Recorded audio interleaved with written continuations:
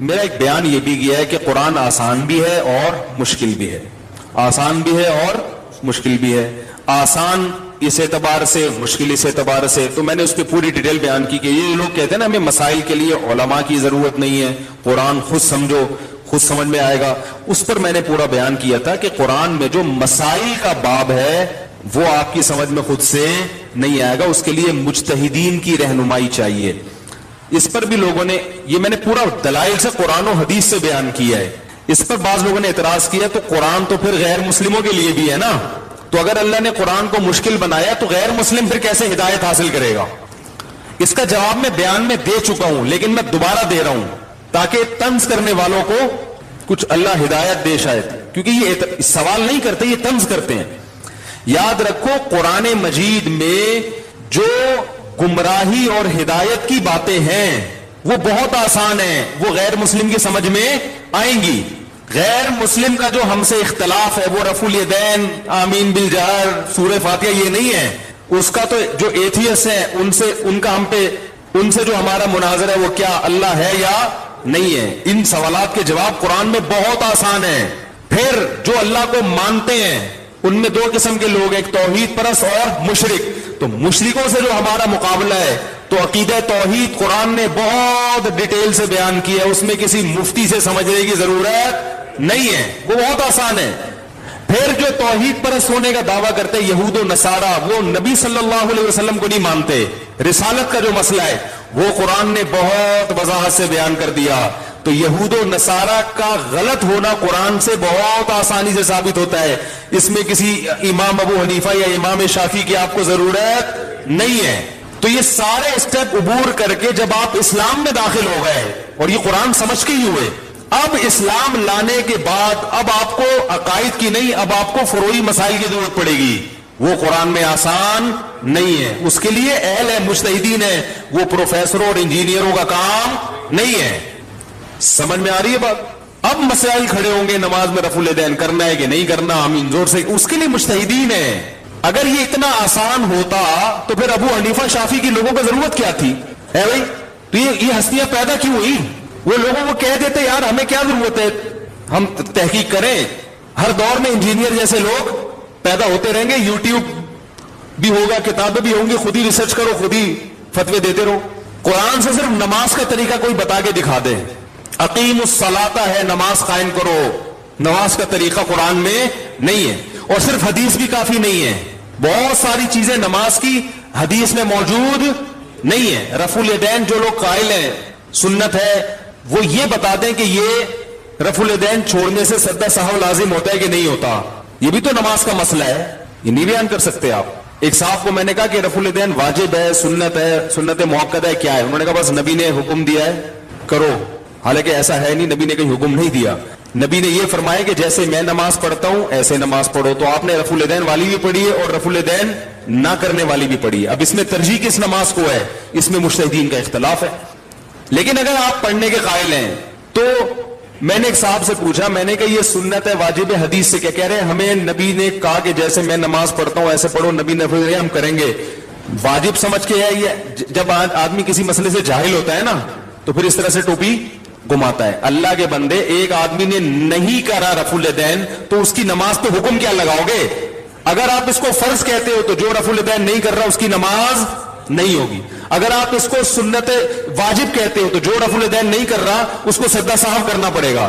اگر آپ اس کو سنت موقدہ کہہ رہے ہو تو جو رفع الیدین نہیں کر رہا وہ قابل ملامت ہے. اگر آپ اس کو سنت غیر موقدہ کہہ رہے ہو تو جو رفع الیدین نہیں کر رہا وہ قابل ملامت نہیں ہے. باقی چیزوں میں تو آپ فتوے لگا رہے ہوتے ہو نا، یہ سنت موقدہ ہے، یہ واجب ہے، یہ فرض ہے، یہ فلانا ہے. ادھر آ کے چونکہ آپ کے پاس جواب نہیں ہے، اب آپ کیا کرتے تھے ہو؟ بات کو گھمانا شروع کر دیتے. آپ سیدھا سیدھا بولو بھائی اس کا حدیث میں ذکر نہیں ہے، اجتہاد کرنا پڑے گا. تو پتا چلا نماز کے تمام مسائل حدیث میں نہیں ہے، اجتہاد کرنا پڑتا ہے. میں نے ایک دفعہ بیان میں بتایا لوگوں کو، مسئلہ بیان کیا فیس بک پہ کہ سجدہ سہو کا یہ طریقہ ہے نا، اس طرف سلام پھیرو، تحیات کے بعد 2 سجدے کرو. اس پہ فیس بک پہ ایک صاحب نے اتنا طنز کیا. بخاری مسلم کی بہت ساری حدیثیں جس میں سجدہ سہو کا دوسرا طریقہ تھا. کہا یہ دیکھو یہ مفتیوں کو مقلد ہیں اندھے اور یہ بخاری مسلم کی حدیثوں کی. حالانکہ ہم ان حدیثوں کے خلاف نہیں ہیں، اس طریقے کو بھی درست مانتے ہیں. اگر میں نے بیان میں کہا ہوتا کہ وہ والا طریقہ سدہ صاحب کا غلط ہے, پھر آپ وہ حدیث میرے خلاف پیش کرتے. میں جو پیش کر رہا ہوں, اعتراض کرنے والے کو چاہیے تھا وہ یہ دعویٰ کرتا کہ مفتی صاحب نے سدہ صاحب کا جو طریقہ بیان کیا وہ کسی حدیث میں نہیں ہے, پھر اعتراض جاندار ہوتا. نہیں یاری بات سمجھ. تو یہ جاہل لوگ ہیں جو سالے یوٹیوب پہ بیٹھ کے مفتی بنے ہوئے ہیں. ان لوگوں کے کیا بولوں میں, ان لوگوں کو, بے غیرتوں کو. اور یہ جو آپ کے انجینئر صاحب ہیں, 2-4 ان سے میں سوال کر کے آگے چلتا ہوں. یہ بیٹھنے کے لیے تو یہ زہر کا پیالہ پی لے گا, کبھی سامنے بیٹھ کے بات نہیں کرے گا. یہ کبھی بھی نہیں کرے گا سامنے بیٹھ کے. اس سے ملا ہے مناظروں سے کچھ نہیں ہوتا بھائی. ہم مناظرہ نہیں کر رہے, ہم پیار محبت سے آپ کے ساتھ بیٹھ رہے ہیں. اور آپ نے جو میرے بیانات کے غلط جوابات دیے, صرف میں اس ٹاپک کو اٹھا لوں گا کہ میں نے جتنے بیانات کیے, جو میں نے دعوے پیش کیے, وہ آپ نے اس کے غلط جوابات دیے. اور اس غلط جواب پہ آپ اپنی چمچوں کو الو تو بنا رہے ہیں. اس سے میں الو بننے والا نہیں ہوں, آپ اپنے چمچوں کو الو بنا رہے ہو. سمجھ رہے ہیں؟ عرش والا جو مسئلہ تھا کہ عرش کی مٹی افضل ہے یہ نبی کے قبر کی, میں نے کہا علامہ ابن عبد البر نے اس پر اجماع نقل کیا ہے. تو آپ نے علماء دیوبند کے لیے جو غلیظ زبان استعمال کی, آپ وہ علامہ ابن عبد البر کے لیے استعمال کیوں نہیں کر رہے؟ اس کا جو چمچا سامنے بیٹھا ہوا ہے اس سے کہو کہ یہ سوال تو انجینئر سے کیوں نہیں پوچھتا. اس لیے کہ اس کو پوچھنے پر پابندی ہے. صحیح ہے نا؟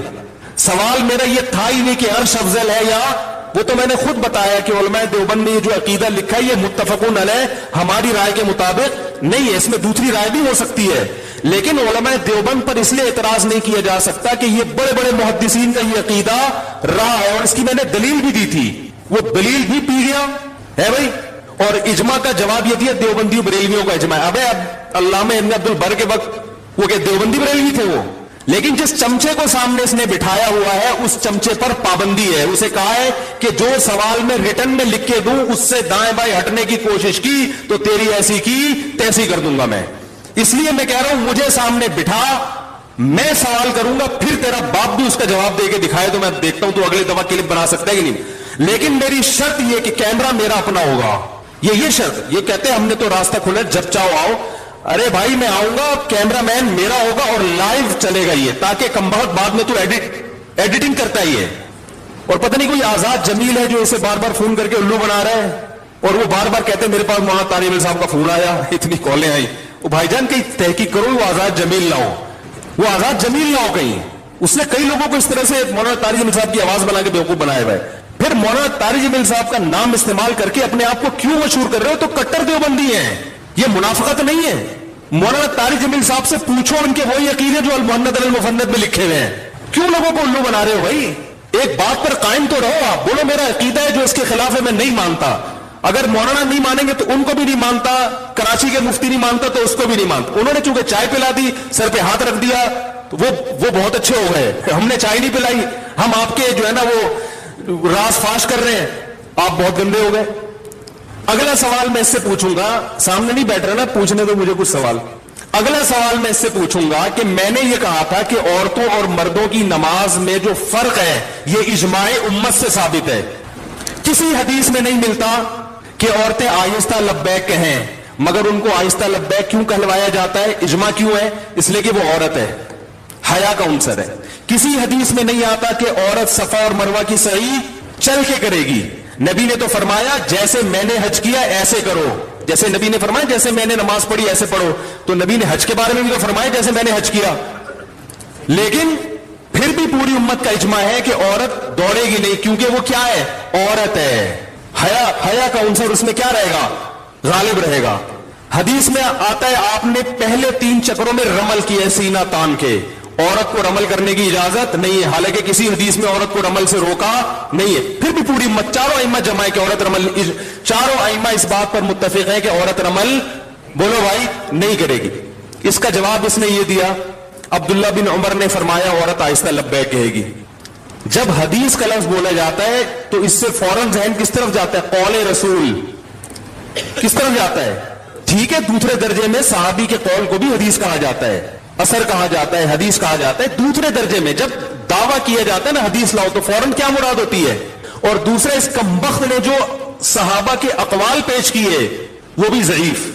ایک روایت میں ابن جریج مدلس ان سے روایت کر رہا ہے, خود چیخ چیخ کے تھک گیا, ہر بیان میں کہتے ہیں ضعیف حدیث ہے, یہ حنفیوں کا کام اور فلانے کا کام اور گمراہ لوگوں کا کام, اور تم کمبخت تم چیلنج قبول کر کے بھی قوم کو کیا بنا رہے ہو, ضعیف روایتیں پیش کر رہے ہو. یہ سوال میں اس کو سامنے بٹھاؤ تو پوچھوں گا, ٹھیک ہے نا. چاروں ائمہ کا اتفاق ہے, ابو حنیفہ, شافعی, مالکی, احمد ابن حنبل, کے عورت سمٹ کے نماز پڑھے گی. اور میں نے یہ بھی دعویٰ کیا تھا صدیوں تک کوئی ایک مفتی بھی نہیں دکھا سکتے, ایک فقیہ بھی, جس نے یہ فتویٰ دیا ہو کہ عورت مردوں کی طرح چوڑی ہو کے نماز پڑھے گی. یہ فتویٰ سعودی عرب سے امپورٹ ہوا ہے. بن باز جو کٹر سلفی تھے, ٹھیک ہے, متقی عالم تھے, پرہیزگار تھے, مانتے, لیکن ان کے کچھ مسائل اجماع امت کے خلاف ہیں. علامہ بن باز, شیخ صالح العثیمین اور ناصر البانی, یہ تینوں ہماری نظر میں قابل احترام عالم ہیں, لیکن ان تینوں علماء کے کچھ تفردات ہیں جو پوری امت کے خلاف ہیں. ان تفردات کو نہیں مانا جائے گا, جس میں 3 طلاق کو ایک کہنا, یہ تفرد تو ابن تیمیہ نے شروع کیا. اسی طرح عام موضوع پہ مسا کر لینا, پہلے کوئی بھی قائل نہیں تھا اس کا. تو انہی میں سے یہ بھی ہے کہ انہوں نے ایک چیز کو پروموٹ کیا کہ عورت مردوں کی طرح, تو وہاں سے انہوں نے لیا ہے. اور تمام ائمہ محدثین ایک طرف. صرف ایک روایت ہمیں بخاری کی ملتی ہے جس میں انہوں نے ایک تابعیہ یا صحابیہ کے بارے میں کہا کہ وہ مردوں کی طرح پڑھتی تھی, تو وہ خود اس کی علامت ہے کہ امام بخاری کو اس پوری امت میں ایک عورت ملی ہے. ٹھیک ہے نا, یہ خود اس کی علامت ہے. باقی تمام عورتیں کیا کر رہی تھیں, وہ سمٹ کے پڑھ رہی تھی. تبھی تو امام بخاری ایک خاتون کا تذکرہ کرتے ہیں, ایک خاتون کا تذکرہ کرتے ہیں. شوافع کی کتابوں میں امام شافعی سے بھی یہ منقول ہے, امام احمد بن حنبل سے صراحتاً منقول ہے کہ عورت سمٹ. ابے امام احمد بن حنبل امام بخاری کے استاذ ہیں. آج تم ہم پہ طنز کرتے ہوئے دیوبندیوں نے لوگوں کو اندھا مقلد بنایا ہوا, امام احمد بن حنبل پہ کیوں طنز نہیں کرتے آپ؟ وہ تو کہہ رہے ہیں عورت سمٹ کے نماز پڑھے گی. اگر آپ مجھ سے حوالہ مانگتے ہو اگلے بیان میں انشاءاللہ میں ان کی پوری عبارتیں پڑھ کے سناؤں گا.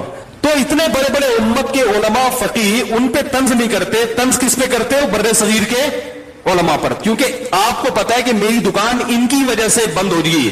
صحیح ہے, جس سے خطرہ ہوتا ہے نا اسی کے پیچھے پڑا. یہ میرے پول پٹیاں کھولیں گے. تو میں نے یہ دعویٰ کیا تھا اجماع ہے, اس کا بھی کوئی جواب نہیں. اس کا جواب اسے دیوبندی بریلیوں کا اجماع ہے. فالتو باتیں, تو ہر جواب کو گھما رہا ہے. ٹھیک ہے نا. اور ایک اور کو پوچھ لوں سوال. میں نے کہا تھا امام حسن نے 100 سے زیادہ شادیاں کی ہیں, اس پر اس نے طنز کیا کہ اہل بیت کے گستاخ, اور اہل بیت, اور کسی حدیث کی کتاب میں نہیں ہے, یہ تاریخی روایتیں ہیں. کمال کی دیکھو کہ جب میں نے کہا نا کہ حدیث لے کر آؤ, عورتیں سمٹ کے نماز پڑھتی ہیں, اس پر کوئی حدیث, عورتیں آہستہ لبیک کہیں, اس پر کوئی حدیث لے کر آؤ, تو اس نے کہا حدیث کی کتاب مصنف ابن ابی شیبہ میں عبداللہ بن عمر کی حدیث ہے. اس نے اس کو حدیث کی کتاب بھی مان لیا اور عبداللہ بن عمر کے قول کو حدیث بھی مان لیا. کمبخت مصنف ابن ابی شیبہ تمیز سے پڑھ لیتا. مصنف ابن ابی شیبہ ہی میں ہے کہ امام حسن نے بہت ساری شادیاں کی ہیں. وہ جو چمچا بیٹھا ہوا ہے قیامت تک اس سے یہ سوال نہیں پوچھے گا. بات آ رہی ہے سمجھ میں؟ یہ کہہ رہے تاریخی کی کتابوں میں ہے من گھڑت قصے اہل بیت کی گستاخی میں, اسی میں لکھا ہوا ہے. یہ وہ مصنف ابن شیبہ ہی پڑھ لیتا. اور پھر ہمیں ایک تو علمی اختلاف ہوتا ہے نا, تمیز کے دائرے میں انسان بات کرتا ہے, یہ بات بھی جاہلانہ اور کرے گا ایسے جیسے اس سے بڑا مجتہد کوئی آج تک پیدا ہوا ہی نہیں ہے. کوئی پیدا ہی نہیں ہوا اس سے بڑا, بہت بڑا. ہمیں کہہ رہے ہیں یہ حدیث پڑھتے ہی نہیں ہے, دورہ کرتے ہیں, وہ بھی آخر میں دورے کی طرح ہی کرتے ہیں, ان کو حدیث کا کیا پتا. تو سامنے بیٹھ پتا چلے گا کہ تجھے حدیث کا کتنا پتا ہے.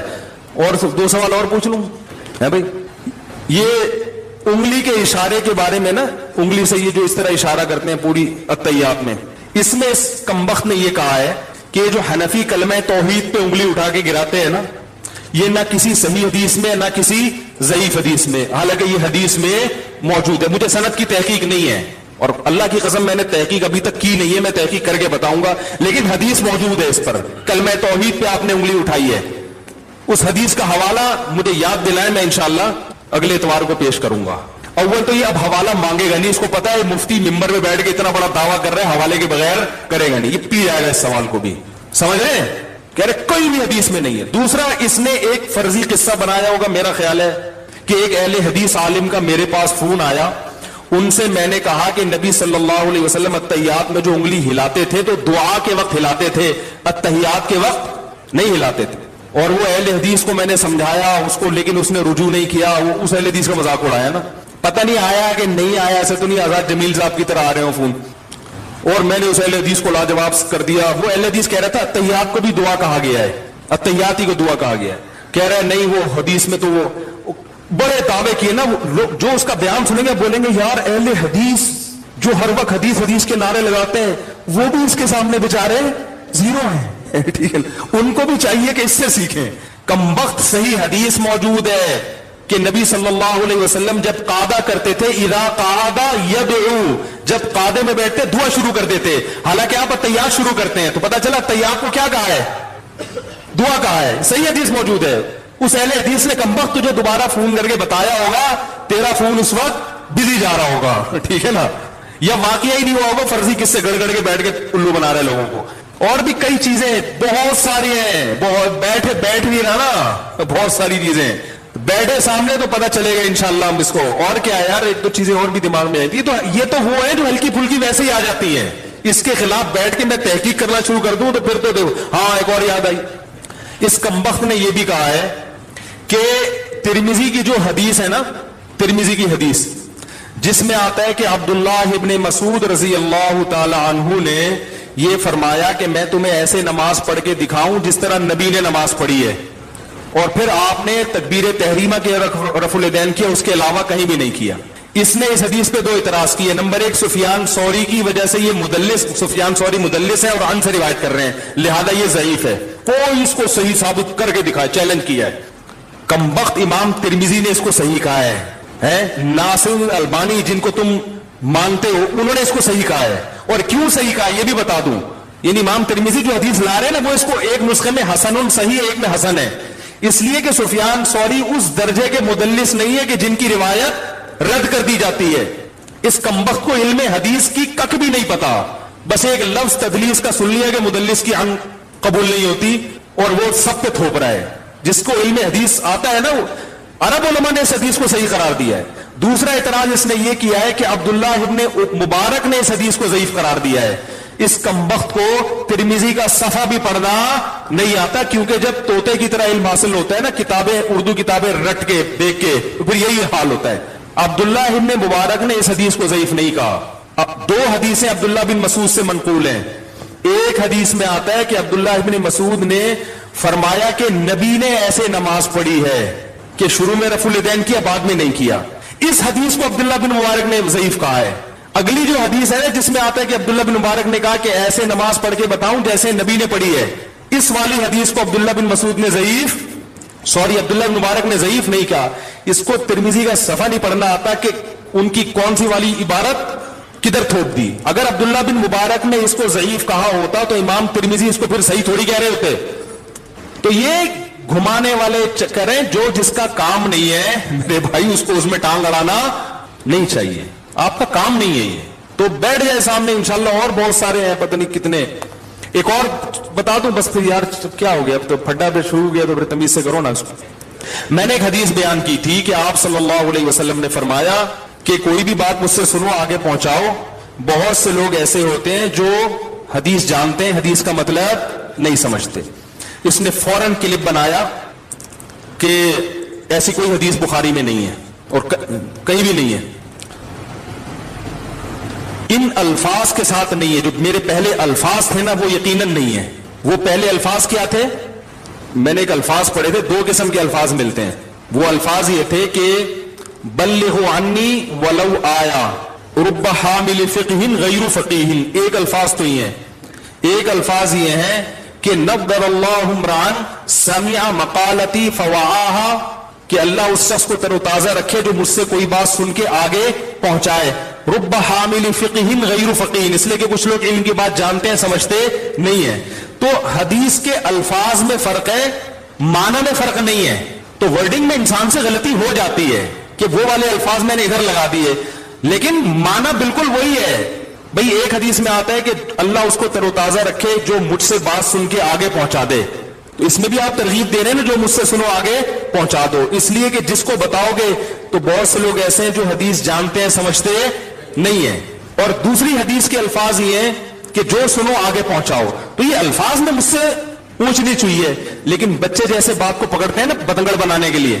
اگر یہ عقل مند ہوتا تو کہتا بھائی مفتی صاحب نے جو حدیث بیان کی اس کے آخر میں تو یہ الفاظ نہیں ہے, لیکن اس معنی کی دوسری حدیث کے آخر میں یہ الفاظ ہیں.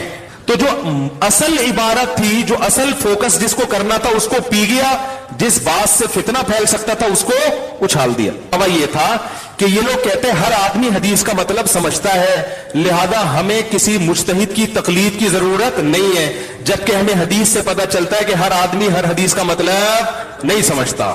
اور اللہ کے نبی نے امت کو دو حصوں میں ڈیوائڈ کیا ہے, فقیہ اور غیر فقیہ. جو غیر فقیہ ہے وہ کس کی اتباع کریں گے؟ فقیہ کی. یہ اصل دعویٰ تھا, اس کا کوئی جواب نہیں آیا. اس پر میں نے شعر بھی کہا تھا, جو مطلب کی عبارت تھی اسے پنجوں سے گھس ڈالا, کبوتر لے کے آیا ہے میرے خط کا جواب آدھا. پہلے زمانے میں کبوتروں کے ذریعے خط بازی ہوتی تھی, تو جو محبوبہ نے محبت کی باتیں شروع میں لکھا والسلام فلاں بنت فلاں بات کر رہی ہوں, خداوند کریم سے خیریت مطلوب خیریت مقصود, وہ ہوتا ہے نا, اور پھر اپنے گھر کے حالات لکھ کے پھر آگے پورا لو لیٹر تھا اس کا کہ محبت کی باتیں, اور آخر میں پھر والسلام وغیرہ وغیرہ. تو کبوتر جب لے کر آیا تو پنجوں سے, جو پہلے سیاہی بھی ایسے ہی ہوتی تھی, وہ جو محبت کے نعرے تھے وہ پنجوں سے مٹ گئے, شروع میں نام اور آخر میں والسلام. تو یہ شاعر جو ہے نا جل بھن گیا نا ہے, اور عشق کی ابھی ابتدا بھی تھی. تو اس نے شعر کہا, ابتدائے عشق میں دل ہوا یوں خراب آدھا, کہ جیسے سیخ پہ چڑھتے ہی جل جائے کباب آدھا. یہ پورا انجینئر میں فٹ آ رہا ہے. آگے کہتا ہے لگتا ہے میرے محبوب کی ایک آنکھ غائب ہے, کہ اس نے جب بھی پلٹا ہے تو پلٹا ہے نقاب آدھا. کہہ رہے کبھی پورا جلوہ دکھاتی نہیں ہے بھائی, یا تو پردہ کرو.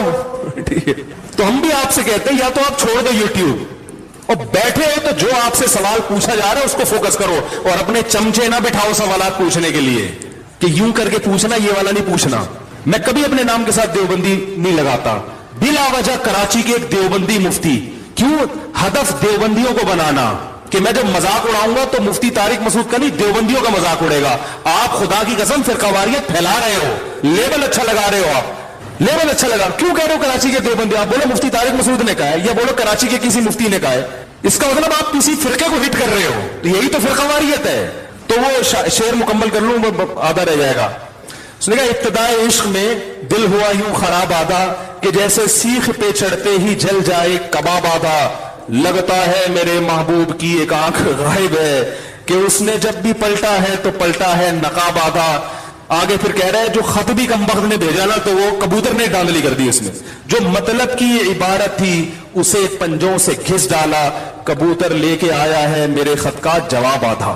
تو ہم آپ سے کہتے ہیں, جو آپ نے ہم پہ اعتراض کیا کہ حدیث بخاری میں نہیں ہے, تو یہ الفاظ کے نہیں ہے, دوسرے الفاظ کے ساتھ تو ہے نا. تو جو مطلب کی عبارت تھی اسے پنجوں سے گھس ڈالا, کبوتر لے کے آیا ہے میرے خط کا جواب. آپ بھی میرے خط کی جو فوکس کرنے کی چیز ہے اس کو فوکس نہیں کر رہے, جو فوکس کرنے کی چیز نہیں ہے اس پہ کلپ بنا کے اچھال رہے ہیں کہ ان کو حدیث کا نہیں پتا. تو یہ صاحب ہے انجینئر صاحب کی تھوڑی سی اوقات میں نے بیان کی ہے. اللہ کرے حضرت کو توبہ کی توفیق مل جائے, اور جو کام ہے پنکھے ونکھے ٹھیک کرنے کا وہ شروع کر دیں. سمجھ آ رہی ہے بات؟ کہاں سے کہاں چلے گا یار, آج پڑ گیا میں بالکل ہی. چلو اب سوالات ہی لے کے چلتے ہیں. میرا دل بدل دے اپنی آواز میں سنا دیں. انشاءاللہ ابھی چینل بن گیا ہمارا, اس پہ ریکارڈ کریں گے. کیا میں اہل کتاب ہوں یا عیسائی کرسچن اہل کتاب ہیں؟ ہاں بھائی, عیسائی کرسچن اہل کتاب کہلاتے ہیں. عیسائی اور یہودی کیا کسی غیر مسلم سے علاج کرا سکتے ہیں؟ بھائی کرا سکتے ہیں. سوتے ہوئے نائٹ فال ہو جائے تو کیا گناہ ملے گا؟ بھائی سوتے ہوئے کیوں گناہ ملے گا؟ اپنے اختیار میں تھوڑی ہے. جاگتے ہوئے اتنی حرکتیں ہو رہی ہیں, اس پہ اتنا گناہ مل رہا ہے, وہ کم ہے کیا؟ کھانے کی چیز کے پیکٹ کے اوپر اگر حلال نہ لکھا ہو تو بھائی یہ جامعۃ الرشید کا ادارہ ہے نا حلال, گوگل پہ آپ جائیں, حلال فاؤنڈیشن کے نام سے سرچ کریں جامعۃ الرشید, تو جتنی چیزیں ہیں نا اس کے بارے میں ان کی پوری ایک تحقیق ہے کہ یہ جن چیزوں پہ کوڈ ہوتا ہے وہ اکثر سور کی چربی وغیرہ اس میں شامل ہوتی ہے. جمعے کی 2 رکعتیں فرض ہیں یا واجب, اور کیا جمعے کی نماز عید کی نماز عورت کو پڑھنا چاہیے؟ میری رائے تو یہ کہ اس زمانے میں عید کی نماز میں بھی عورت کو شرکت کرانی چاہیے اور جمعے کی نمازوں میں بھی. وہ پہلے زمانے میں فتنہ تھا, اب بھی فتنہ تو ہے مگر نہ آنے میں زیادہ فتنہ ہے. عورتیں بالکل دین سے کٹ رہی ہیں, ہر جگہ جا رہی ہیں دنیا میں, مسجد میں نہیں آ رہی ہیں. تو اس لیے میری ایک ٹوٹی پھوٹی رائے ہے کہ بھائی اس زمانے میں جمعے کے لیے بھی خواتین کا انتظام ہونا چاہیے اور عید کی, کیونکہ اصل مسئلہ تو یہی ہے. اچھا بھائی قرآن بخشنے کا طریقہ کیا ہے؟ قرآن مجید بخشنے کا صحیح طریقہ کیا ہے؟ کہتے ہیں کہ پہلے الحمد شریف پڑھے گا، پھر حمد و ثنا کرے گا، پھر تینوں قل پڑھے، پھر اس کے یہ کہے کہ اس کا ثواب ہمارے نبی صلی اللہ علیہ وسلم کو اور اس کے بعد حضرت آدم سے لے کر قیامت تک آنے والے تمام انسانوں کو پہنچائے، پھر آخر میں جس کے لیے قرآن پڑھا گیا اس کا نام لے کر بخش دے. کیا یہ طریقہ صحیح ہے آفرین انڈیا سے؟ دیکھیں، قرآن بخشنے کا کوئی مخصوص طریقہ صحابہ سے ثابت نہیں ہے. صرف اتنا ثابت ہے کہ نبی صلی اللہ علیہ وسلم نے صدقہ کرنے کا حکم دیا ایک صحابیہ کو کہ وہ اپنی ماں کے لیے صدقہ کرے. تو اس سے علماء نے استدلال کیا کہ صدقہ بھی ایک نیکی ہے، تو کوئی بھی نیکی کسی کے لیے بھی کی جا سکتی ہے. تو بہتر تو یہی ہے کہ جس چیز کا حدیث میں صراحتاً ذکر ہے اسی کو فالو کریں، یعنی صدقات و خیرات کیا کریں میت کے لیے. لیکن کوئی قرآن یا کوئی اور نیکی پڑھ کے بھی اگر ایصال ثواب کرنا چاہتے ہیں تو بھی ٹھیک ہے. اس کا کوئی خاص طریقہ نہیں ہے، بس دل میں نیت کر لیں کہ اللہ اس کا ثواب فلاں کو پہنچے.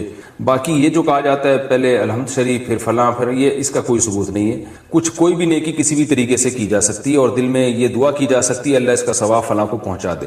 رہا یہ مسئلہ کہ اتنے ساروں کو پہنچا دے، آدم علیہ السلام سے لے کر فلاں لوگوں تک، پھر تمام پیغمبروں تک، صحابہ تک، تو یہ بھی جائز ہے کیونکہ ناجائز ہونے کی کوئی دلیل نہیں ہے. لیکن اس میں علماء کی دو رائے ہیں. بعض علماء یہ کہتے ہیں کہ ثواب تقسیم ہو کے پہنچتا ہے، تو جتنے لوگوں کو شامل کریں گے ثواب ڈیوائڈ ہو جائے گا. اور بعض کی رائے یہ نہیں کہ نہیں تقسیم نہیں ہوتا بلکہ ہر ایک کو پورا پہنچتا ہے. تو ان میں سے کسی بھی مسلک پہ کوئی مضبوط قرآن و سنت سے دلیل کسی کے پاس نہیں ہے. کہ اللہ کی رحمت سے امید کی جا سکتی ہے کہ اللہ سب کو سارا ہی ثواب پہنچا دیں، اللہ چاہیں تو ڈیوائڈ کر کے پہنچا دیں.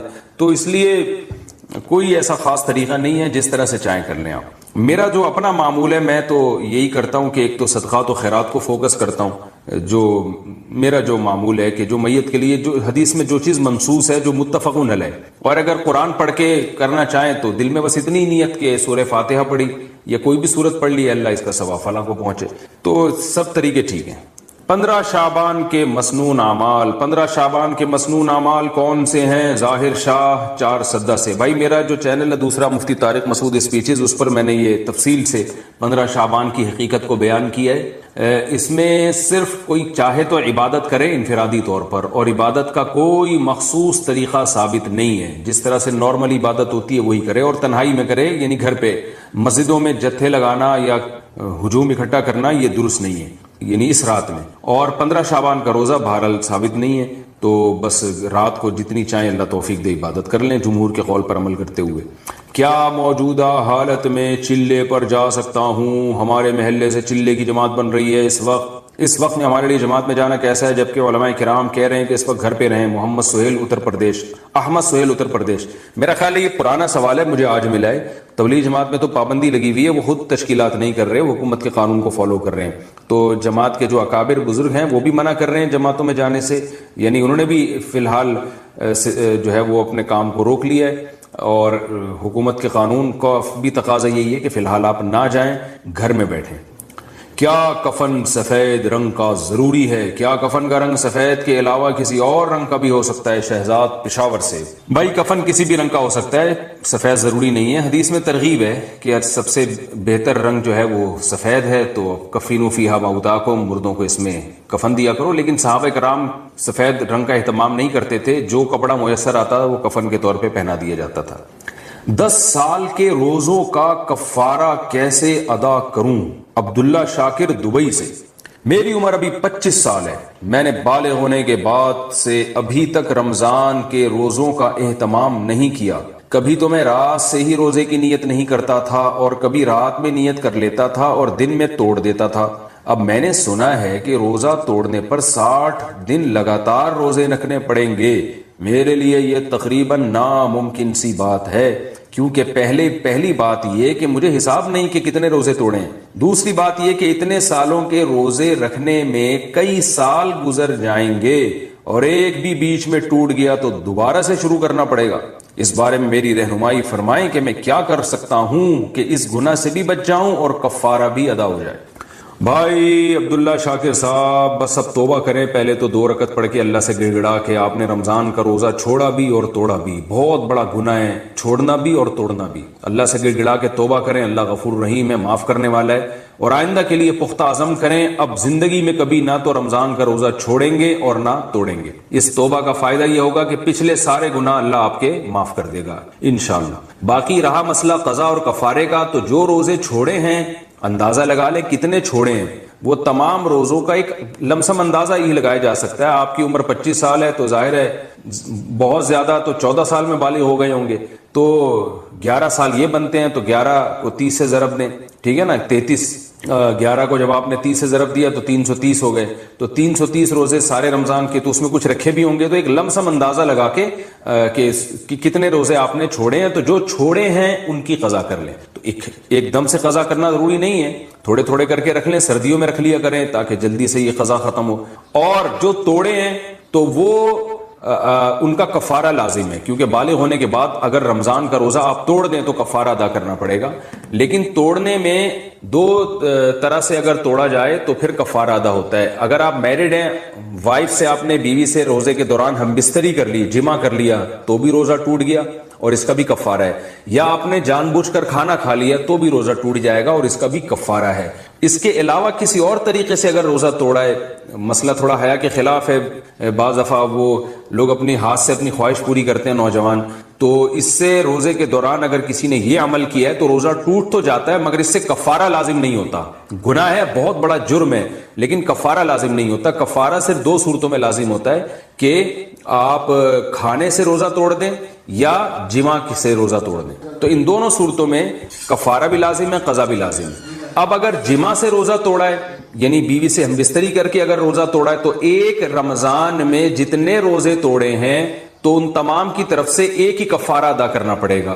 اگلے رمضان میں دوبارہ اگر توڑے ہیں تو اس اگلے رمضان کا ایک کفارہ کافی ہے. یعنی ہر روزے کے 60 روزے نہیں رکھنے پڑیں گے, بلکہ ایک رمضان میں جتنی دفعہ بھی روزے توڑے ہیں تو 60 روزے ان پورے رمضان کی طرف سے کفارہ ہو جائے گا. اور اگلے رمضان میں اگر روزہ توڑا ہے تو بھی 60 روزے اگلے رمضان کی طرف سے. تو جتنے رمضانوں میں روزے توڑے ہیں اتنے کفارے آپ پر لازم ہوں گے, بشرطے کہ بیوی سے جمع کر کے روزہ توڑا ہو. لیکن اگر روزہ کھانے سے توڑا ہے تو اس میں علماء کے 2 قول ہیں. ایک قول تو یہی ہے کہ ایک رمضان میں جتنے روزے توڑے ہیں ایک کفارہ سب کی طرف سے کافی ہے. الگ الگ رمضان میں اگر توڑیں گے تو الگ الگ کفارے ادا کرنے پڑیں گے. لیکن ایک دوسرا قول بھی ہے اور اس پر فتویٰ بھی دیا گیا ہے کہ کھانے سے اگر آپ نے روزہ توڑا ہے تو جتنے بھی رمضانوں میں جتنے بھی روزے توڑے ہیں آپ نے, اب جب آپ توبہ کر رہے ہیں تو ایک کفارہ ادا کر لیں, وہ پچھلے تمام رمضانوں کے تمام روزوں کی طرف سے کافی ہو جائے گا. تو میرا خیال ہے 25 سال میں آج کل شادیاں ہوتی نہیں ہیں, تو آپ نے شاید کھانے پینے سے ہی روزہ توڑا ہوگا. تو اب خلاصہ یہ نکلا کہ ایک تو توبہ کریں کہ اللہ جو میں نے روزے توڑے اور چھوڑے میں توبہ کرتا ہوں, آئندہ نہ توڑوں گا نہ چھوڑوں گا. اور پھر آپ نے کیا کرنا ہے کہ 60 روزے رکھ لیں. یہ 60 روزے پچھلے تمام جتنے بھی آپ نے روزے توڑے ہیں کھا پی کر, وہ تمام روزوں کی طرف سے یہ 60 روزے آپ کے کفارے کا کہ ہو جائیں گے, مزید کفارہ ادا نہیں کرنا پڑے گا. تو 60 روزے آپ رکھ لیں. اللہ آپ کی مدد فرمائے اور آپ کو توبہ پر قائم رہنے کی توفیق عطا فرمائے. اور جو ہے آئندہ ام عندهم الغیب فهم یکتبون, یہ آیت ہے جس پر آج میں نے درس دینا تھا, وقت تھوڑا رہ گیا تو مختصر دیتا ہوں. قرآن کہہ رہے ام عندهم الغیب فهم یکتبون, کیا ان کے پاس غیب کا علم ہے جس کو یہ لکھ رہے ہیں. کیا علم؟ یہ خوش فہمی کا شکار ہے. دیکھو جتنے بھی لوگ جو مذہب کو فالو نہیں کر رہے, حقیقت میں وہ اس خوش فہمی میں مبتلا ہیں کہ ہمیں کچھ بھی ہونے والا نہیں ہے. جیسے ہماری حالت اچھی ہے, ہمارا فیوچر بھی ایسا, یا تو مر کے ختم ہو جائیں گے اور اگر مل بھی گیا تو کوئی برا نہیں, ہم کو برے تھوڑی ہیں, ہم کوئی برے تھوڑی ہیں. تو اللہ نے اس کا جواب دیا کہ کیا ان کے پاس فیوچر کا علم ہے پہلے سے, مستقبل کے بارے میں کبھی بھی بات کی جائے گی تو علم کے بغیر نہیں کی جا سکتی. کوئی آدمی کہہ رہا نا فیوچر میں ایسا ہونے والا ہے, تو آپ اس سے دلیل پوچھیں گے آپ کو کس نے بتایا, وہ تانے بانے ملائے گا, صغرے گبرے ملائے گا, تو پھر اس کے بعد اگر وہ ایسا ہی کہہ رہا ہے کل یہ ہو جائے گا, پرسوں یہ ہو جائے گا, دیکھو مستقبل کے بارے میں یہ کہوں کہ کل پیر ہے تو یہ بھی فیوچر کی خبر ہے. آپ اس میں مجھ سے یہ پوچھ سکتے ہو کہ کیا دلیل ہے, میں کہوں گا دلیل یہ کہ آج کیا ہے, اتوار ہے. یہاں دلیل ہے, یہاں میرے لیے یہ دعویٰ کرنا درست ہے کہ کل کیا ہے, پیر ہے. لیکن اگر میرے پاس دلیل نہیں ہے اور میں کہوں کہ کل جو ہے وہ کل دنیا میں 3000 آدمی مر جائیں گے ایک ہی کسی حادثے میں, تو لوگ پوچھیں گے بھائی کیا دلیل ہے, کسی حادثے میں 3000 آدمی مر جائیں گے. اب میرے ذمے کیا ہے, میں کہوں وہ ویسے ہی میرا ذوق کہہ رہا ہے. تو یار کوئی مانے گا, کوئی اچھا عجیب بات یہ کہ روحانی عاملوں کی یہ باتیں مان لیتے ہیں لوگ. میں یہ کہوں نا کل 3000 آدمی ایک ہاتھ سے اللہ نہ کرے مرے ہیں, میں ایک مثال دے رہا ہوں, تو لوگ کہیں گے کہاں سے پتا چلا, لوگ کہیں گے بھائی جھوٹ بول رہے, اس کو کس نے بتایا, یا تو قاتلوں سے تعلقات ہیں جس نے مارنے کا ارادہ کیا ہے, ایسا بھی نہیں ہے, تو یہ ہوائی بات ہوگی. لیکن یہی بات روحانی عامل کرے گا تو لوگ کیا کریں گے, حضرت کا علم ہے بھائی, حضرت کے پاس بولو علم ہے. ابھی روحانی عاملوں پہ نہیں جاؤں گا, پھر میں معین اختر کی طرح نا بلب کے رشتہ داروں کو بھی, تو اب تو میں روحانی عاملوں کے رشتہ داروں کو بھی اچھے الفاظ سے یاد نہیں کرتا. رشتہ داروں سے مراد وہی جو بلب کے رشتہ دار تھے. اب آپ کہیں گے بلب کے کون سے رشتہ دار ہوتے ہیں؟ ہمارے ہاں کبھی بھی جس بندے کو برا کہا جاتا ہے گالی اس کو نہیں دی جاتی, ہمیشہ اس کے رشتہ داروں کو ہمیشہ گالی دی جاتی ہے. یہ ہمارے ایک ٹرینڈ چل نکلا ہے. تو قرآن کہتا ہے کہ ام عندہم الغیب فہم یکتبون. کیسے دیکھو ہمیں جھنجھوڑ رہا ہے قرآن کہ تم اپنے بارے میں کیوں فرض کر کے بیٹھے ہوئے ہو کہ تمہیں کچھ بھی ہونے والا نہیں ہے, تمہیں سزا نہیں ملے گی. یہ تمہیں کس نے بتایا ہے؟ فاصبر لحکم ربک ولا تکن کصاحب الحوت. جب نبی یہ مطالبے کرتے تھے تو پھر بھی آگے سے کوئی رسپانس نہیں ملتا تو انسان کو بے انتہا تکلیف ہوتی ہے کہ کن پتھر دل لوگوں سے واسطہ پڑا ہے. تو قرآن کہتا ہے فاصبر, اے نبی آپ کیا کرو, صبر کرو. ولا تکن کصاحب الحوت, مچھلی والے یونس کی طرح جلباز مت بنو. حضرت یونس علیہ السلام کی قوم نے بھی یہی سلوک کیا, لیکن یونس علیہ السلام چاہتے تھے جلدی سے فیصلہ ہو اور اپنی قوم کو چھوڑ کے نکل گئے. تو اللہ نے اس پہ آپ کی تنبیہ کی, تو آپ بھی اے نبی جلد بازی مت کریں. تو یہ نبی کے ذریعے سے ہمیں بھی بتایا جا رہا ہے کہ آپ حق کی دعوت دیتے رہیں, اور یہ نہ دیکھیں کہ یہ جو اللہ کے نافرمان لوگ ہیں, جو حق کو نہیں ماننے والے لوگ, وہ پھر بھی پھل پھول رہے ہیں. اس ٹینشن میں مت آؤ, کیونکہ اللہ انصاف کرتا ہے مگر اس میں دیر ہوتی ہے, اندھیر نہیں ہوتی. وہ لے گا انتقام, ان کو اپنے حال پہ چھوڑ دو. یہ اللہ کی حکمت اسی کا تقاضا کرتی ہے, چھوڑ دیا جائے اپنے حال پہ. آج جو اہل حق ہے نا ان کو بہت تکلیف ہوتی ہے کہ جب یہ ہم صحیح بات کر رہے ہیں لیکن آگے جواب جو مل رہا ہے وہ کیا مل رہا ہے, الٹا, کوئی مان کے نہیں دے رہا. تو اللہ فرماتے ہیں وَلَا تَكُنْ كَصَاحِبِ الْحُوتِ إِذْ نَادَى وَهُوَ مَكْظُومٌ. یونس علیہ السلام نے جلبازی کی اور بالآخر اللہ کی طرف سے ان کو دنیا میں تنبیہ ہوئی ہے, سزا ملی ہے. اور وہ سزا کیا ملی؟ اذ نادا وہو مکظوم, مچھلی کے پیٹ میں گئے, غم سے گھٹ رہے تھے اور اللہ کو پکارا. فنادا فی الظلمات اللہ الہ الا انت سبحانک انی کنت من الظالمین. اے اللہ تیرے سوا کوئی عبادت کے لائق نہیں. غلطی کس کی ہے؟ میری غلطی ہے, میں نے اپنی جان پہ ظلم کیا. تو اللہ نے کیا کیا؟ مچھلی کے پیٹ سے نکال لیا. دیکھو یونس علیہ السلام نے اللہ کے حکم پہ کتنا عرصہ تبلیغ کی, قوم نے نالائقی کی, پھر بھی نہیں مانے. سزا بجائے قوم کو ملنے کے کس کو مل رہی ہے؟ بولتے کیوں نہیں, الٹا حضرت یونس علیہ السلام کو مل رہی ہے سزا. تو اب آپ بتاؤ کیسا پیغمبروں کا صبر کا پیمانہ ہے. ایسے موقع پہ بھی اللہ کے خلاف کوئی شکایت زبان سے بولو نہیں نکال رہا. کیوں؟ اللہ یونس علیہ السلام کے عمل میں ہمیں بتا رہے ہیں کہ دینداری کا یہ مطلب نہیں ہے کہ تم اچھے بنو گے تو اللہ کی نوازشیں آنا شروع ہو جائیں گی. دینداری کا مطلب یہ کہ جو اللہ کا کام ہے وہ اس کو کرنے دو. تمہارا کام ہے عاجزی, انکساری, بس میں ہی غلط, صحیح ہو کے بھی کون غلط؟ میں غلط. ہمیشہ غلطی کس کی کھاتے میں ڈالنی ہے. بولتے کیوں نہیں؟ دیکھو ہم نماز پڑھتے ہیں, نماز کے بعد 3 دفعہ استغفر اللہ پڑھتے ہیں, تو کیا کسی نامحرم کو دیکھا ہوتا ہے ہم نے نماز میں؟ بولتے کیوں نہیں؟ تو کوئی تک بنتا ہے استغفر اللہ کا؟ یا ہم نے کوئی جرم کیا ہے, نماز پڑھی اور کیا کہلوایا جا رہا ہے؟ استغفر اللہ استغفر اللہ. بھائی اگر استغفر اللہ پڑھنا تھا تو یہ نماز پڑھی کیوں کی تم نے؟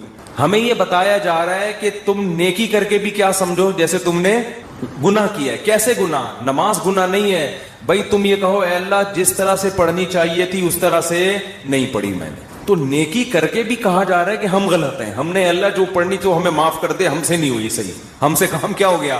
غلط ہو گیا. مجھے یاد ہے 25-30 سال پرانا قصہ ہے, چھوٹا بچہ تھا میں اس وقت. ایک تبلیغی جماعت میں نا ایک صاحب کے سال پہ سال لگ رہے تھے, پوری دنیا میں وہ ان کے سفر ہوئے, بڑا انہوں نے وقف کیا ہوا تھا اپنے آپ کو تبلیغی جماعت کے لیے.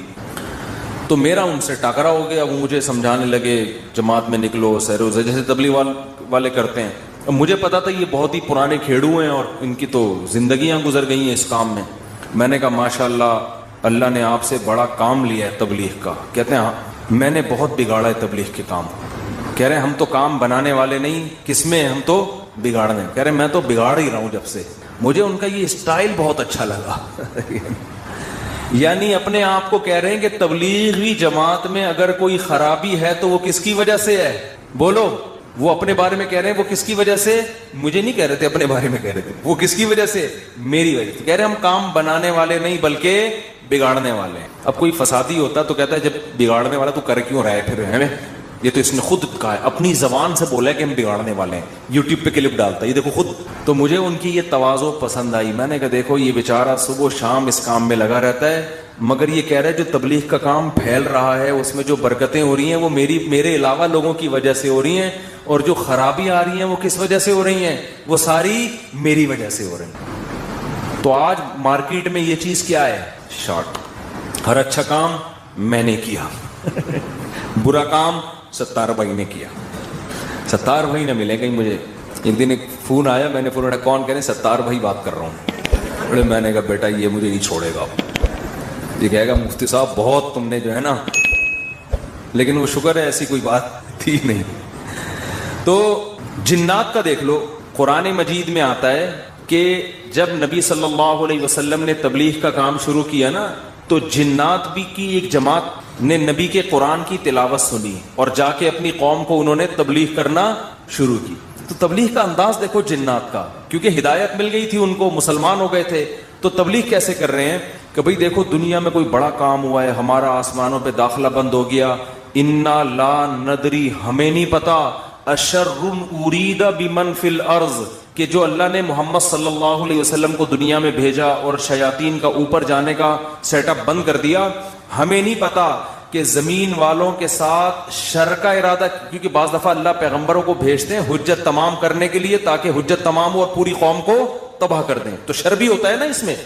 کہہ رہے ہیں انا لا ندری, ہمیں نہیں پتا, اشر ارید بمن فی الارض, کہ جو لوگ زمین میں رہتے ہیں ان کے ساتھ برائی کا ارادہ کیا گیا ہے, ام اراد بہم ربہم رشدا, یا ان کے رب نے ان کے ساتھ بھلائی کا ارادہ کیا ہے. اسٹائل نہیں سمجھ میں آیا میرا خیال ہے. دیکھو جملہ یہ ہونا چاہیے تھا کہ ہمیں نہیں پتا یہ جو کچھ ہو رہا ہے, ہمیں نہیں پتا کہ رب نے ان کے ساتھ برا چاہا ہے یا اچھا چاہا ہے. اصل میں تو یہ ہونا چاہیے نا. لیکن جنات کیا کہہ رہے ہیں؟ آج کل تو انسان اتنے سمجھدار نہیں ہے جتنے اس زمانے کے جنات سمجھدار تھے یار. جنات یہ نہیں کہہ رہے کہ ہمیں نہیں پتا کہ اللہ نے انسانوں کے ساتھ برائی کا ارادہ کیا ہے یا اچھائی کا. یا تو یہ کہنا چاہیے تھا, یا جنات کو بالکل اس کے الٹ کہنا چاہیے تھا کہ ہمیں نہیں پتا کہ زمین والوں کے ساتھ برائی کا ارادہ کیا گیا ہے. کر کون رہا ہے یہ نام نہیں لے رہے, ہم ہائی لائٹ نہیں کر رہے. انسانوں کے ساتھ برائی کا ارادہ کیا گیا ہے یا اچھائی کا ارادہ کیا گیا. دونوں پیسو وائس ہوتے ہیں. ایکٹیو پیسو کا فرق تو پتا ہوگا نا. بھائی اس نے مارا ہے, وہ مارا گیا ہے. جب ہم کہتے ہیں ہی از کلڈ, وہ مارا گیا ہے, تو مارنے والے کو ہم شو نہیں کر رہے ہوتے. فاعل کا نہیں پتا ہوتا, سبجیکٹ کا نہیں پتا ہوتا کہ مارنے والا ہے کون. سمجھ میں نہیں آ رہی. تو قرآن کہہ رہا ہے ہونا یہ چاہیے تھا کہ جنات یا تو شر اور خیر کا ارادہ کرنے والے کا نام نہ بتاتے کہ کون ارادہ کر رہا ہے, بلکہ دونوں کو پیسو وائز میں لاتے کہ ہمیں نہیں پتا کہ زمین والوں کے ساتھ برائی کا ارادہ کیا گیا یا اچھائی کا ارادہ کیا گیا. یا تو یوں کہتے, اور اگر سبجیکٹ کا ذکر کرتے تو یوں کہتے ہمیں نہیں پتا کہ رب نے زمین والوں کے ساتھ برائی کا ارادہ کیا ہے یا اچھائی کا ارادہ کیا ہے. لیکن جنات اتنے ہوشیار, جب اچھائی کا تذکرہ آیا تو رب کا تذکرہ کیا, برائی کا آیا تو سبجیکٹ کو کیا کر دیا, حذف. تو کیا کہہ رہے ہیں, انا لا ندری, ساڈی عقل چ بات نہیں آندی, سانو نہیں پتا کہ اشر ارید بمن فی الارض, پیسو وائس, کہ زمین والوں کے ساتھ برائی کا ارادہ کیا گیا ہے. کون کر رہا ہے یہ نہیں بتائیں گے, یہ میں نہیں بتاؤں گا, یہ نہیں بتاؤں گا میں. حالانکہ وہ بھی کون کر رہا ہے, اللہ ہی کر رہا ہے نا, لیکن اللہ کا نام نہیں لے رہے. ہمیں نہیں پتا کہ زمین والوں کے ساتھ برائی کا ارادہ کیا گیا ہے یا اللہ نے اچھائی کا ارادہ کیا ہے. اچھائی کی جب بات آئی تو اللہ کی طرف نسبت, برائی کی بات آئی تو وہ بھی تو اللہ ہی ارادہ کر رہا ہے, لیکن اللہ کا نام ذکر نہیں کر رہے. ادب کی وجہ سے کہ بھائی برائی اگر ہو رہی ہے تو اللہ تو کر تو رہا ہے، لیکن انسانوں کی حرکتوں کی وجہ سے ہو رہا ہے، تو گویا انسان خود ہی کر رہے ہیں اپنے ساتھ. یہ اللہ تو محض ایک خالق ہے، کر کون رہے ہیں؟ یہ خود ہی کم وقت کر رہے ہیں. اچھائی ہو رہی ہے تو پھر اللہ کر رہا ہے. یہ تمیز ہمیں کس سے سیکھنی چاہیے؟ جنات سے. کوشش نہ کریں کسی جن من کو بھلا کے تمیز کے چکر میں ایسا نہ ہو کہ مارکیٹ سے بالکل شارٹ ہو جائیں. تو اس سے ہمیں یہ پتا چلا کہ اسلام میں بڑے کا احترام ہے. بعض چیزیں حقیقت پر مبنی ہوتی ہیں مگر اس کو زبان سے ادا نہیں کیا جاتا. تو جیسے اللہ کی تعظیم ہے ایسے ہی بڑوں کی بھی تعظیم ہے. حدیث میں آتا ہے آپ صلی اللہ علیہ وسلم نے فرمایا جو ہمارے بڑوں کی تعظیم نہیں کرتا وہ ہم میں سے نہیں ہے. تو جب کوئی برائی کی نسبت کسی بڑے کی طرف کی جائے تو ابا کا نام لے کے نہ بتایا کرو یہ سب کچھ ابا نے کیا ہے. بولو بھائی یہ ہمارے گھر میں ہوا ہے، ٹھیک ہے نا، یہ ہمارے گھر میں. بولتے کیوں نہیں؟ مثال کے طور پر اس دن ابا ایسے پھل لے کر آئے جس کی وجہ سے بچوں کو ڈائریا ہو گیا. اتفاق سے اس دن ابا سڑے ہوئے پھل لے آئے سستے کے چکر میں. ابا ایسے کام کرتے رہتے ہیں مارکیٹ میں. اب بچے لیٹے ہوئے ہیں تو اب بیگم کو چاہیے یہ نہ کہے کہ انہوں نے ڈائریا پھیلایا ہے، بلکہ کہے ہمارے گھر میں ڈائریا پھیل گیا ہے. ٹھیک ہے نا. وہ ابا خود ہی سمجھ جائے گا کس نے کیا ہے یہ کام. پھل کی طرف نسبت کرتے ان پھلوں نے بیمار کیا ہے. نسبت بولو. بچے بھی یہ نہ کہیں ہمارے ابا نے ہمیں بیمار کیا ہے، بلکہ بچے یہ کہیں ان پھلوں نے ہمیں، بلکہ پھل سے ابا سمجھ جائیں گے اصل میں مجھے چھیڑ رہے ہیں، بس ابا ہو گئے بیمار. آج کل ادب تمیز مارکیٹ سے بالکل شارٹ. ایک آدمی کو کرونا ہوا اس کے بعد اس کی بیوی کو بھی ہو گیا. مجھے بار بار آ کے بتا رہے میری بیوی کہہ رہی آپ کی وجہ سے ہوا ہے مجھے بھی. اب دیکھو اس آدمی کو تو ٹینشن ہوگی نا یار. وہ ہو گیا اللہ کی طرف سے ہو گیا. نہیں پہلے آپ کو ہوا تھا تو آپ کی وجہ سے کس کو ہوا ہے؟ مجھے. اسی طرح آپ شوہر بھی بیوی پہ بلی ڈال سکتے ہیں تمہیں ہوا تھا تمہاری وجہ سے مجھے ہوا ہے. بھائی کس کی وجہ سے ہوا ہے؟ بس اللہ کی قدرت ہے، ہو گیا. چھوڑو وہ کون گلے ملا تھا آپ سے، کس نے آپ کی طرف منہ کر کے چھینکا تھا. ہم ایسے بہت سے لوگوں کو جانتے ہیں جو ٹی بی کے مریضوں کے ساتھ چپک کے انہوں نے زندگی گزاری، خدمت کی، مگر ان کو ٹی بی نہیں، اور 2 گھر چھوڑ کے جو بندہ بیٹھا ہوا تھا اس کو ہو گیا. تو آج کل نا یہ تمیز مارکیٹ سے شارٹ ہو رہی ہے. بڑے چھوٹے کا ادب کیا ہو رہا ہے؟ ختم. فوراً بلی ڈال دیتے ہیں اس نے کیا یہ. تو اگر کیا بھی ہو بھائی نسبت مت کرو، تقدیر کا حصہ بھائی ہو گیا ہمارے ساتھ. قرآن دیکھو ابراہیم علیہ السلام کیا کہتے ہیں؟ وَإِذَا مَرِضْتُ فَهُوَ يَشْفِينِ. کیا خاندانی کلام ہے یار. حضرت ابراہیم کہہ رہے ہیں جب میں بیمار ہوتا ہوں اللہ مجھے شفا دیتا ہے. حالانکہ بیمار کون کرتا ہے؟ وہ بھی تو اللہ ہی کر رہا ہے نا. تو کہنا تو یہ چاہیے تھا کہ اللہ ہی بیمار کر کے اللہ ہی مجھے ٹھیک کر دیتا ہے. تو سوال ہے اس میں اللہ کی تعریف کی کیا ضرورت ہے؟ بیمار بھی تو اسی نے کیا تھا. لیکن اللہ کی حمد و ثنا کر رہے ہیں بیمار تو میں ہو جاتا ہوں، شفا کون دیتا ہے؟ اللہ. تو یہ ادب تمیز سکھایا جا رہا ہے کہ انسان کے بچے بن کے زندگی گزارو، بڑے چھوٹے کا ادب کرو. القابات بھی بڑے چھوٹے کے لیے الگ الگ ہونے چاہیے. تو خیر قرآن کیا کہتا ہے؟ اے نبی فاصبر، آپ نے کیا کرنا ہے؟ صبر کرنا ہے. تو ہمیں بھی ترغیب دی جا رہی ہے کہ ہم یہ نہ سمجھیں کہ ادھر ہم دعوت دیں گے ادھر فوراً لوگ ہماری دعوت پر لبیک کہیں گے. جس کو جو بات سمجھائیں گے 2 منٹ میں اس کی سمجھ میں وہ بات آ جائے گی اور وہ بالکل ہمارے نظریات کے مطابق ہو جائے گا، اور اس طرح ہم ہنسی خوشی زندگی گزاریں. لوگ یہی کہتے ہیں، پھٹے اسی پہ ہوتے ہیں نا. باپ کہہ رہا ہو یار میں بیٹے کو سمجھا رہا ہوں کم بخت کی سمجھ میں ہی نہیں آ رہا. بیٹا کہتے ہیں ہم ابا کو سمجھاتے ہیں ابا کی سمجھ میں نہیں آ رہا. شوہر بیوی کو سمجھا رہا ہے اس کی کھوپڑی میں نہیں آ رہا. بیوی شوہر کو سمجھا رہی ہے اس کی کھوپڑی میں نہیں. اپوزیشن حکومت کو سمجھا رہی ہے حکومت کی سمجھ میں نہیں آ رہا. حکومت اپوزیشن کو سمجھا رہی ہے اپوزیشن کی سمجھ میں نہیں آ رہا. تو اگر دنیا میں جو بات سمجھائی جائے میں کب سے کیا کیا سمجھا رہا ہوں سمجھ میں آ رہا ہے؟ کب سے کیا کیا سمجھا رہا ہوں سمجھ میں نہیں آ رہا. تو اگر ایسا ہی دنیا میں نظام ہو جائے کہ ادھر سمجھایا ادھر سمجھ میں آ گیا تو سب ہنسی خوشی زندگی گزارنا شروع ہو جائیں گے. وہ ایک شاعر ہے ہندوستان کا، ان کا نام ذہن سے نکل گیا، تراز کر کے آتا ہے، پتہ نہیں ایچ ایم تراز ہے کچھ ایم تراز کر کے آتا ہے. بڑے زبردست شاعر ہے. میں نے جب ان کی ایک دفعہ شاعری سنی نا تو مجھے بڑا، اس لیے نہیں کہ مجھے نہیں پتا کیسے آدمی اچھے ہی ہوں گے، لیکن مجھے اردو سے لگاؤ ہے، محبت ہے. تو ہندوستان کے شاعروں میں بڑی زبردست شاعری ہے اردو کی نا. تو میں نے جب اس بندے کی شاعری سنی میں نے کہا یار یہ 2014 کی بات ہے. میں نے کہا اس بندے سے ملاقات کا دل چاہتا ہے، اس نے اردو پہ بڑی محنت کی ہے. تو اللہ کی قدرت، یہ جو عمرہ ہے نا عمرہ، یہ مسلمانوں کے لیے بہت بڑا ایک ذریعہ ہے آپس میں کمیونیکیشن کے لیے. یہ میں نے انگریزوں کی کتاب میں یہ بات پڑھی ہے, گوروں نے لکھا ہے کہ مسلمان سائنسدان جو بہت بڑے بڑے حکیم بنے نا, جنہوں نے جڑی بوٹیوں پہ ریسرچ کی, اس کی ایک بہت بڑی وجہ مسلمانوں کا حج ہے. کیونکہ حج کرنے کے لیے کہاں کہاں سے, ساؤتھ افریقہ سے اور کہاں کہاں سے دنیا سے لوگ آتے تھے, وہ پیدل جنگلوں سے گزرتے اور اس میں جڑی بوٹیوں پہ تحقیق کرتے تھے. آپ ذرا حکیموں کی, پرانے حکیموں کی کتابیں پڑھیں نا, ایسے ایسے جڑی بوٹیوں کے خواص لکھے ہیں, آدمی کہتے ہیں انہوں نے ان کو یہ پتہ کہاں سے چلی.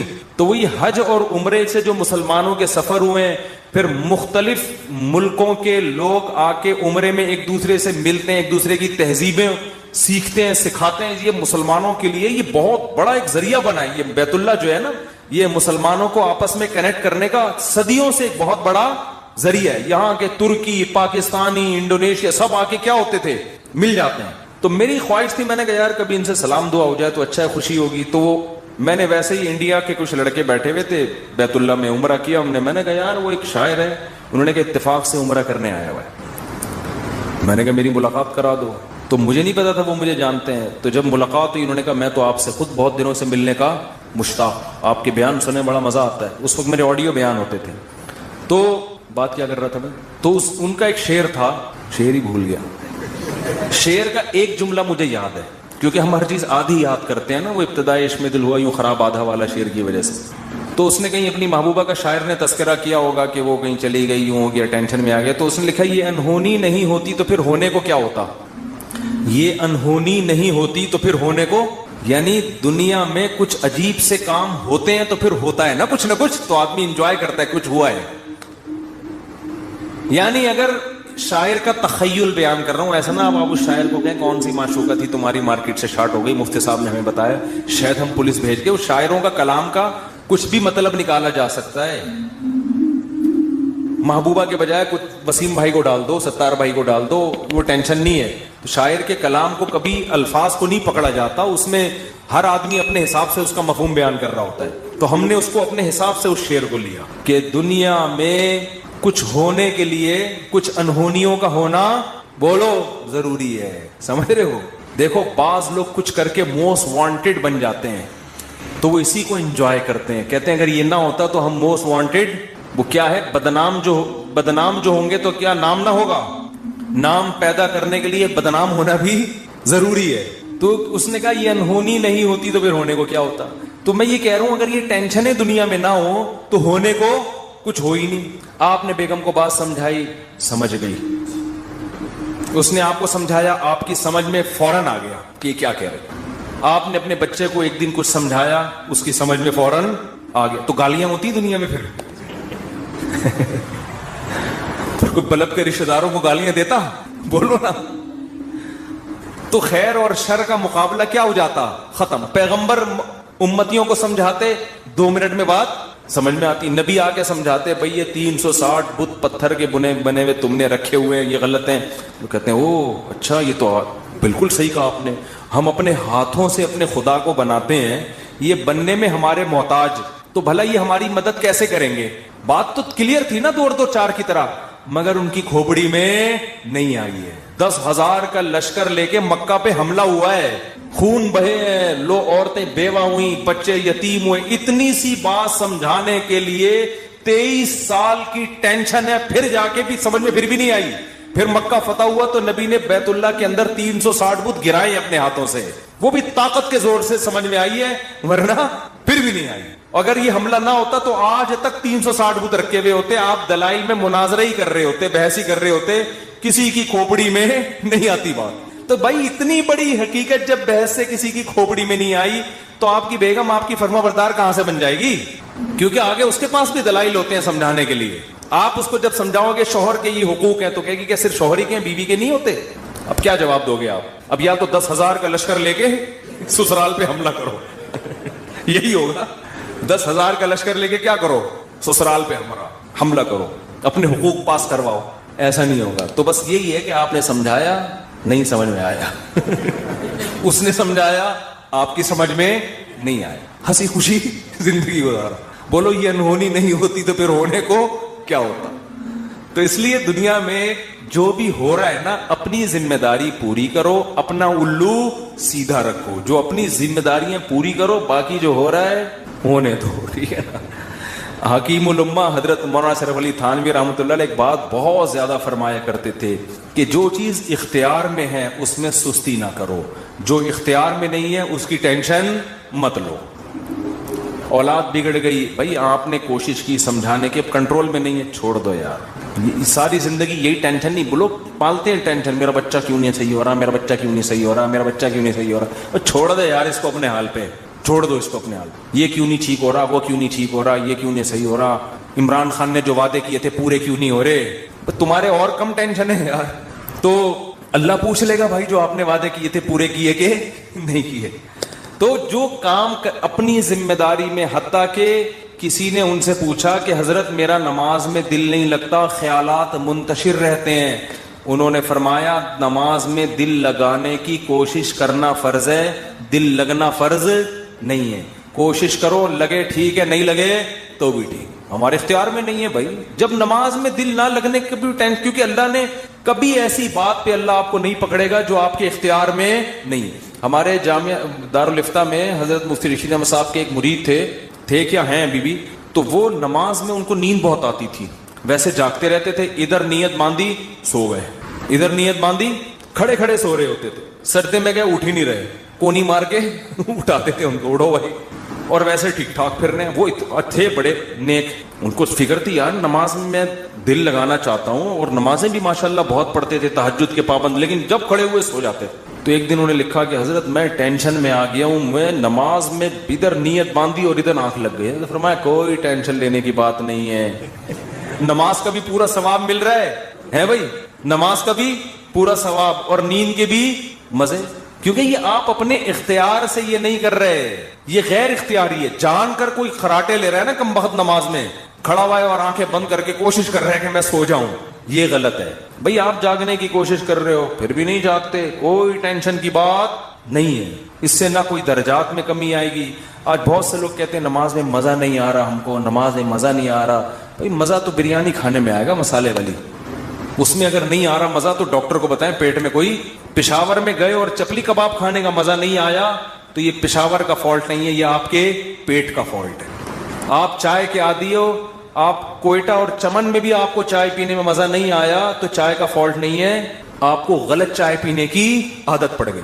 سٹوں کی بھی بات بتاؤں چھوڑ رہے تو اسی طرح یہ تو بریانی ہے مسالے والی، نماز مزے کے لیے تھوڑی ہے، بریانی ہے مزے کے لیے، نماز تو عبادت ہے، آپ نے پراپر طریقے سے اپنی ذمہ داری پوری کرنی ہے۔